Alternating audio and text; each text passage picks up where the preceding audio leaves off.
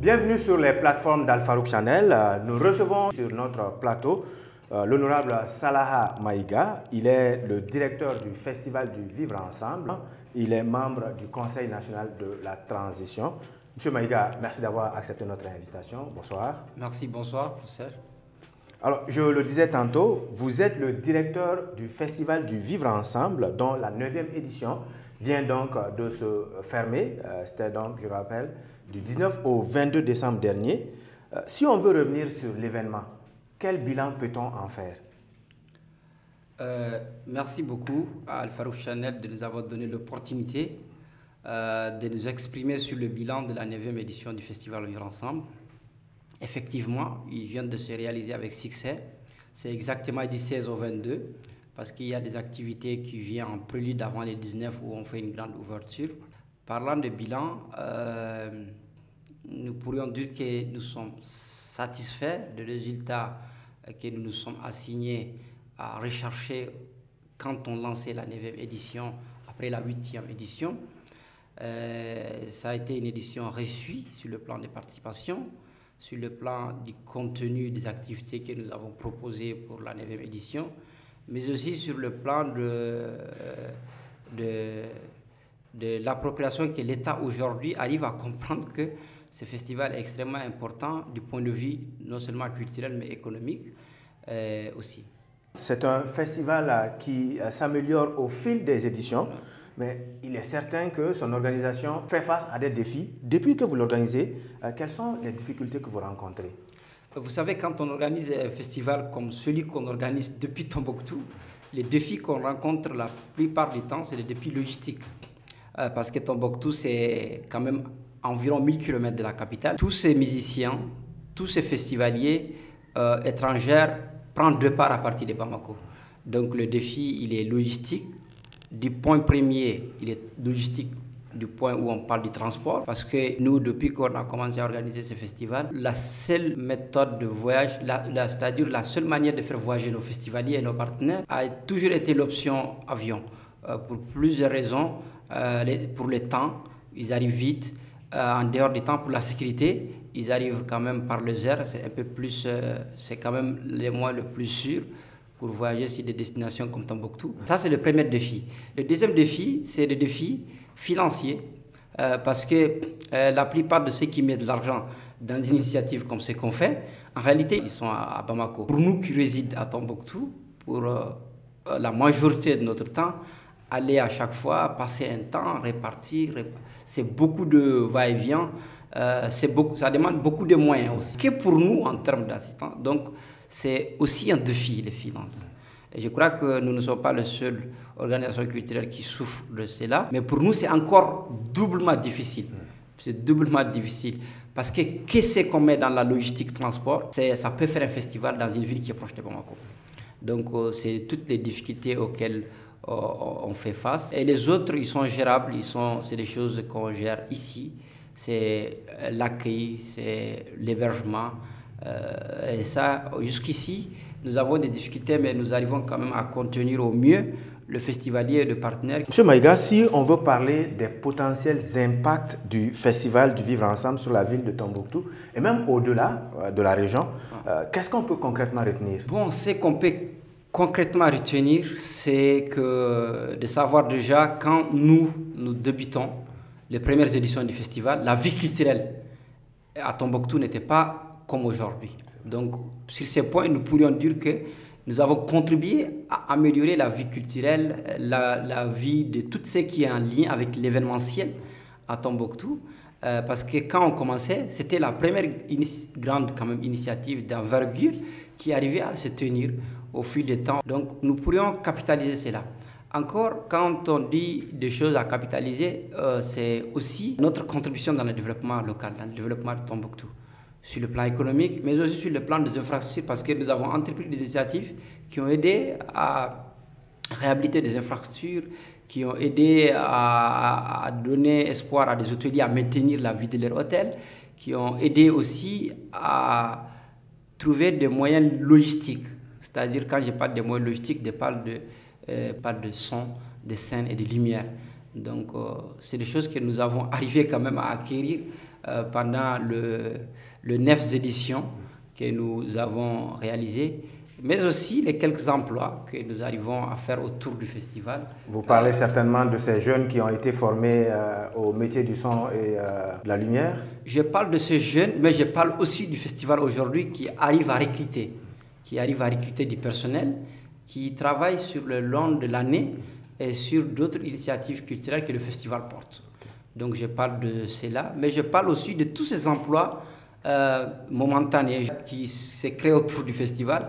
Pendant le festival, c'est plus de 100 personnes qui ont de petites activités où ils ont des gains qui leur permettent quand même de tenir pendant la période du festival, comme celui qui gagne 25 000 la semaine, 50 000 la semaine. Donc c'est aussi des petits emplois spontanés que nous capitalisons dans les réalisations qui arrivent quand même à impacter la région de Tombouctou de façon générale. Et à vous entendre, on se rend compte quand même de toute la difficulté d'organiser un tel événement à Tombouctou, une région enclavée, vous l'avez dit. Mais l'aventure continue quand même. Quelles sont les perspectives pour les futures éditions? Pour les futures éditions, nous voudrons encore voir ce festival encore plus grand parce qu'aujourd'hui, je crois que nous sommes, sans se tromper, nous sommes un festival à la dimension du continent africain. L'édition qu'on a réalisée cette année a été une édition qui a quand même enregistré des succès qui lui donne une place parmi les plus grandes initiatives culturelles parce que nous, aujourd'hui, nous appartenons aussi à des réseaux continentaux dans lesquels nous partageons une sorte de partage d'expérience et ce que nous avons vu et ceux chez qui on parle, sont venus voir, savent qu'aujourd'hui, à dimension égale, nous sommes un festival à l'échelle du continent qui répond à pas mal de critères d'initiatives culturelles majeures qui se tiennent depuis en milieu régional et à 1000 km de la capitale. On connaît votre engagement, hein, votre détermination pour faire de l'action culturelle, j'allais dire des activités artistiques, un outil de développement économique, tant au niveau local qu'au niveau régional. Mais on a quand même l'impression que ce n'est pas simple. Est-ce qu'il y a une recette ou disons que vous avez, vous, un secret? J'avoue que c'est extrêmement difficile. Et s'il y a un seul secret, ça reste certainement le travail et le courage de continuer après chaque édition. Si ce n'est ces désengagements qui nous animent après chaque édition, on allait nous-mêmes lâcher il y a très longtemps. Mais nous nous sommes dit qu'au fil d'après chaque édition, que ça ira pour l'autre édition. Donc on se fait animer, on se fait peut-être vivre au-dessus de l'espoir. Et au bout, quand tu prends, depuis que le festival a été initié jusqu'à aujourd'hui, au bout de chaque édition, que ce soit de matériel qu'on arrive à avoir, que ce soit du contenu qu'on arrive à choisir, c'est-à-dire le festival a toujours connu une amélioration d'année en année. Vivre Ensemble 8, on n'avait presque pas de matériel qui peut faire le festival à Tombouctou. Mais Vivre Ensemble 9, on dit Dieu merci, on avait nous-mêmes nos matériels complets, c'est-à-dire de matériel sonore, scène, lumière, de dernière génération qu'on a pu acquérir. Donc, ce n'est pas des gains qu'on gagne tout de suite, mais on les capitalise parce que comme des investissements qui peuvent nous faciliter les autres éditions et qui permettront certainement de faire de l'économie, parce qu'un festival a besoin aussi de faire de l'économie. Yes. Mais nous pourrions quand même avouer de façon certaine qu'il n'y a jamais eu une édition autour de laquelle nous avons arrivé à enregistrer un bénéfice financier de façon directe. Mais nous enregistrons des bénéfices comme le succès qui se met en crédit comme investissement pour l'édition qui suivra, ainsi de suite. Et quand tu prends cette édition qu'on vient de réaliser, ce qu'on a gagné, c'est quelque chose d'extraordinaire parce que de toutes les éditions, je vous avoue qu'il y a des artistes qui sont des artistes moyennes, que je dis comme ça, à dimension nationale ou internationale, que quand il est dit de venir, quand ils parlent déjà de la négociation de venir, ils ont tout sur le cœur, la paire, tout ce que tu peux imaginer. Donc dans cette édition, quand même, je crois que nous avons arrivé à amener des artistes de dimension qui arrivent quand même à redorer, à dire, bon, Tombouctou est cette destination pour les artistes. Voilà ce qui sont venus. On peut citer Vieux Farka, qui devait repartir en tournée, Oumou Sangaré, Cheikh Tidiane Seck, pour ne citer que ceux-ci. Voilà. C'était quand même... C'était quand même de gros artistes. Cheikh Tidiane Seck, c'est le plus grand jazzman d'Afrique. Oumou Sangaré, c'est l'un des plus grandes voix maliens au monde. La seule fois où j'assiste à son concert, c'est ici. Quand vous voyez le groupe de Oumou Sangaré, par exemple, c'est un groupe de plusieurs nationalités. Voilà. Alors, parlons à présent des États généraux de la culture qui vont se tenir dans pas longtemps. C'est un grand événement. Quelles sont vos attentes de ce forum? On vous entend déjà dire que le secteur de la culture, c'est avec beaucoup de difficultés. On peut comprendre donc que vous avez des attentes de ce forum qui va se tenir bientôt. Déjà, c'est quelque chose d'extrêmement important que notre pays puisse penser aux États généraux de la culture. Parce que le secteur des arts et de la culture est un secteur qui apporte beaucoup au pays, mais nos plus hautes autorités pensent souvent le contraire. Parce qu'autour de la plus petite initiative culturelle, il y a de l'économie. Parce que nous, quand on fait un festival à Tombouctou et qu'on arrive à chiffrer en coût de billets les 150 personnes qui ont été transportées par le festival Vivre Ensemble et ceux qui sont transportés d'eux-mêmes pour venir voir s'ajouter au truc, c'est de l'argent. Quand on compte héberger près de 200 personnes par jour à Tombouctou, c'est de l'économie. Quand on pense gérer la mobilité urbaine à partir de Tombouctou, de tous ces gens, c'est énorme. Quand on pense aussi les coûts des cachets qu'on donne, c'est énorme. Donc nous, les gens, ils voient plus la culture dans les temps comme quelque chose de folklorique. Donc, alors que derrière cette action culturelle, ou derrière les initiatives culturelles, petit qu'il soit, il y a tout ça qui tourne. Il y a un hôtel qui marche, il y a une voiture qui tourne, il y a un cachet qui est gagné, il y a la ville. D'ailleurs, il y a en gros une redistribution d'une certaine ressource financière. Exactement, qui c'est quelque chose. Donc nous, on avait toujours voulu que les autorités comprennent cela, mais heureusement, les autorités de la transition, parce que c'est presque une première, quand même de l'ère de notre génération, de voir qu'on va à l'état général des arts et de la culture. Je le dis en tant qu'opérateur, mais je le dis aussi en tant que parlementaire, parce que moi je suis membre de la commission culture, éducation du Conseil national de transition. C'est parce que aussi, quand tu vois les directions régionales, souvent on se demande quel rôle ils jouent. Donc ces états généraux vont nous déterminer tout cela, parce qu'il y a des acteurs et des structures importantes sur les différents territoires qui arrivent à faire un travail extraordinaire sur les différents territoires sur lesquels se tiennent les initiatives, mais qui ont besoin quand même d'être reconnus quelque part, mais aussi de bénéficier d'un appui de l'État. Donc je crois que les états généraux de la culture, nous les acteurs et les opérateurs, on attend à ce qu'il y ait une refondation du secteur des arts et de la culture et qu'il soit compris comme un secteur porteur dans lequel l'État doit investir aussi de l'argent. Nous avons le budget, le secteur, même pas le secteur de l'art et de la culture, le secteur de l'artisanat, de la culture, du tourisme et des hôteliers, 0,47% du budget national. Donc quand même, pour qu'un pays... C'est assez insuffisant. C'est assez insuffisant, même pas 1%, on est à la moitié de 1%.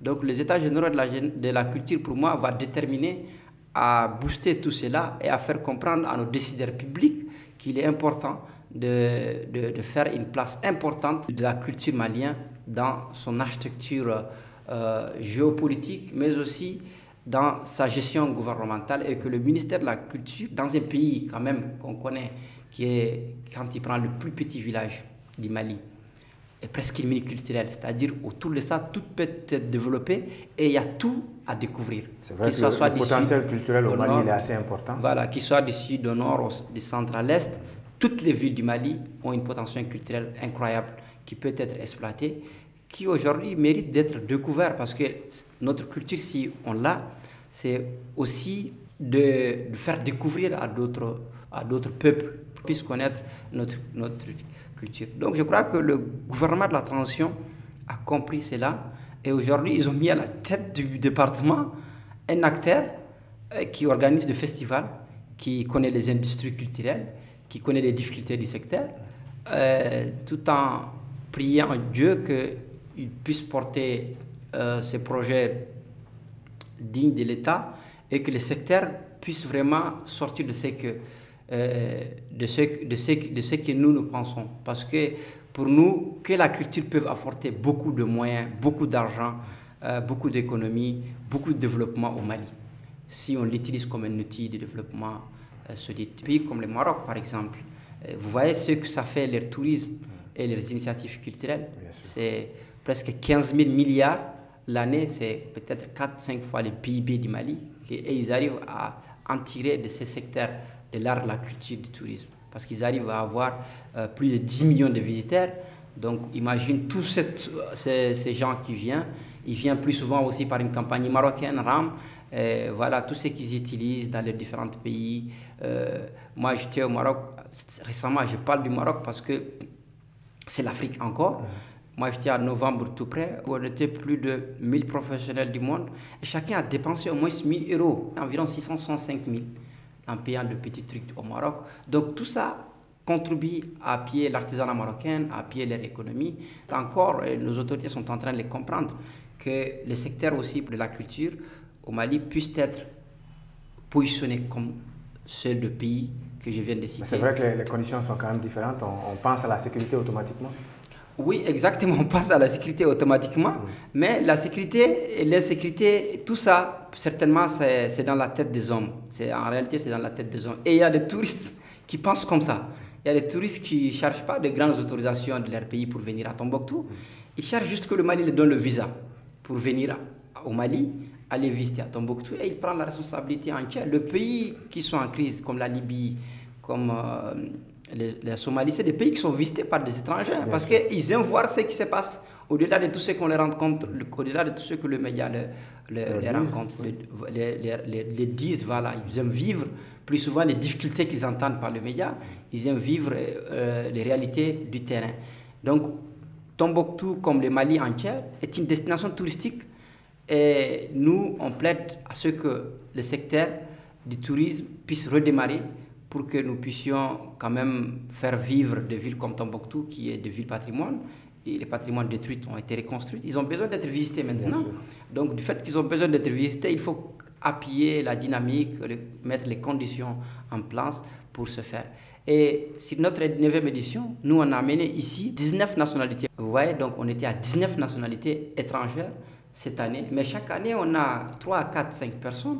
Mais cette année, on avait un nombre important. Que ce soit des Africains, que ce soit des Européens, des Américains, on avait un nombre important. Entre les Africains, nos Maliens, et les Européennes, Américaines, on était à 70 cette année qui sont venus, qui sont tous venus à Tombouctou entre le mardi 17 décembre et le jeudi 19, et tous sont retournés entre le samedi 21 décembre et le lundi 23 décembre.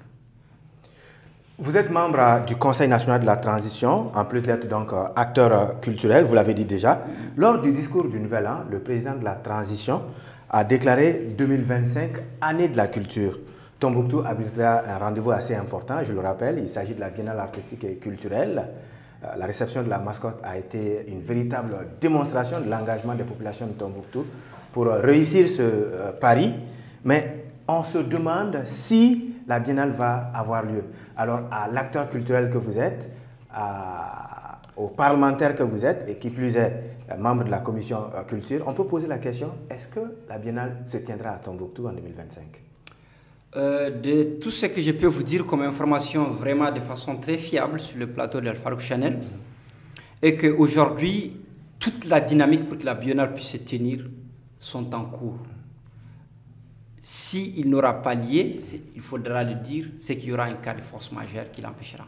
Sinon, l'État du Mali, les acteurs impliqués sur la Biennale, aujourd'hui sont à pied d'œuvre. Nous, parlementaires que je suis, au cours de notre dernière écoute avec le ministre de la Culture, la Biennale artistique de Tombouctou était au cœur de l'écoute parlementaire. C'est-à-dire, ça fait 2 heures environ de débat, de croire comment ça va se faire, de poser toutes les questions possibles, de ce qui existe comme perspective, de comment ça va se faire. Mais quelque chose encore doit nous permettre de croire que la Biennale artistique et culturelle aura lieu. Parce qu'entre les discours du Nouvel An, reconnaître que les plus hautes autorités nous ont félicité du succès de cette édition, et quelques jours après l'édition 9, que le président de la transition lui-même annonce que 2025 sera l'année de la culture. Et si vous voyez la dynamique dans laquelle il a annoncé, et aussi de nommer un acteur culturel à la tête du département, Toutes ces choses sont des signaux forts pour moi qui doivent nous permettre de croire que la Biennale artistique et culturelle du Mali aura bel et bien lieu à Tombouctou et en 2025. La pose de la première pierre du stade a été faite, bien que ce stade-là, il ne va accueillir que 2 activités de la Biennale, ce qu'il faudra le savoir. Il va accueillir, s'il est fini d'être construite, l'ouverture de la Biennale et la clôture de la Biennale. Okay. Et tous les restes des activités, ce n'est pas au stade, c'est dans des amphithéâtres équivalents à 1000 places, à 1500 places environ. Mais la capacité d'accueillir tous ces gens et tout, je crois qu'une belle dynamique est en cours au niveau de l'exécutif régional pour gérer tout ça avant la Biennale.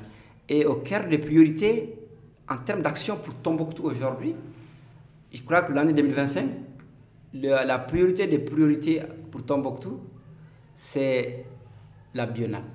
C'est-à-dire, il est au début et à la fin de tout ce qui sera entrepris cette année à Tombouctou pour que ça puisse être vraiment bien réalisé. Biennale aussi très différent.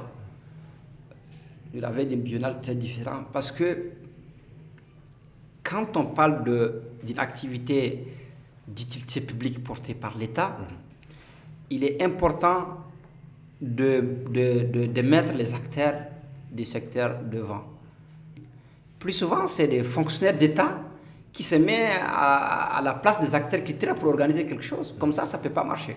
Ça ne peut pas du tout marcher parce que ce n'est pas leur rôle de faire l'activité culturelle. Ils n'ont qu'à préparer tout ce qui est infrastructure et laisser les acteurs culturels s'organiser entre eux et proposer les contenus de comment va être la Biennale. Vous savez, la Biennale, pourquoi on le veut différent? Parce que la Biennale, c'est une activité dans laquelle l'État met environ 2 à 3 milliards, l'État lui-même, il met tous ses moyens et d'autres bénévoles contribuent aussi. Mais c'est une Biennale que nous ne vivons que nous-mêmes. C'est ce que nous, on souhaite que ça change à partir de Tombouctou. Okay. Et ça, c'est des choses qu'on avait dit au plus haut niveau décisionnel de l'État. Il faut que ça change. Parce que nous le vivons nous-mêmes, ça veut dire que c'est nous-mêmes du Mali qui vient voir ce que nous avons. Okay. Il faudra trouver les voies et moyens de l'ouvrir au monde. Donc, la Biennale de Tombouctou sera celle de l'innovation? Celle de l'innovation, c'est ce que nous souhaitons. Celle de l'ouverture aussi au monde, pour que les gens puissent venir voir la culture de tous les Mali à Tombouctou, parce qu'il s'agit quand même de 19 régions. Ça va quand même faire un gros bénéfice? Ça va faire un gros bénéfice. Il s'agit de 19 régions, plus le district de Bamako. Quand on donne l'exemple sur une activité de la sous-région, portée aussi par l'État, à peu près comme la Biennale, c'est le MASA, les marchés des arts et spectacles d'Abidjan. C'est 300 professionnels du monde, au moins c'est 300 professionnels du monde. C'est 100 programmateurs de tous les horizons qui viennent au Massa, qui est une activité portée par les ministres de la Culture de la Côte d'Ivoire, qui ont une conférence au moins par jour appartenir à leur continent. C'est-à-dire, l'Amérique vient aujourd'hui au Massa, ils ont une public ivoirienne, africaine, multipote. Il leur dit toutes les opportunités qui existent en termes d'activités culturelles sur leur territoire. Okay. Toutes les opportunités. Ils les partagent avec eux. Les programmateurs font la même chose. Ils parlent de la programmation. Ceux qui sont intéressés, postulez, demandez-nous, envoyez-nous vos contenus. Si on peut vous faire jouer, vous faire jouer. À inclure comme innovation dans la Biennale artistique du Mali, qui se tiendra en 2025, Inch'Allah. Si on nous implique assez, on peut leur proposer de développer toutes ces différentes choses et aider à ce que notre Biennale puisse être différente. Nous, d'abord, le festival Vivre Ensemble, qu'on soit impliqué ou pas, nous allons apporter une touche extraordinaire pendant la Biennale de Tombouctou dans l'architecture culturelle du Mali. Parce que la Biennale, ce n'est que des locaux. Donc nous pensons déjà à initier des choses qui permettra. Moi, j'étais à Mopti pour la Biennale, j'étais en mission du Conseil national de la transition. J'en ai vu, après 23 heures, il n'y a plus rien qui peut tenir les gens, alors que les gens ont envie de trouver des activités en offre qui les permettent de tenir la nuit, de s'amuser un peu plus au-delà des programmations de régions et autres. Donc, nous pouvons capitaliser aussi l'expérience de 9 ans parce que nous avons 9 ans d'expérience d'initiatives qui amènent des gens aussi ailleurs parce que la Biennale aussi il amène des gens ici.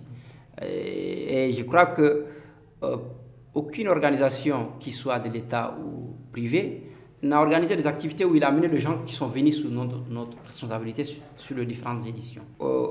Donc avoir cette capacité en termes de gestion, transport, en termes aussi d'hébergement, en termes aussi de mobiliser tout ce qui est ressources pour gérer tout ça, je crois que c'est une très belle expérience qu'on peut mettre à profit d'aider une meilleure organisation de la Biennale artistique et culturelle. Salah Maïga, le développement des activités artistiques et culturelles doit s'accompagner de la construction, sinon de l'aménagement d'espaces culturels, d'infrastructures en un mot. Mais tout le monde sait qu'à Tombouctou, ces infrastructures, si elles existent, ne sont pas en bon état ou elles n'existent pas. C'est quand même un défi qu'il faut aussi relever et dans un délai assez serré.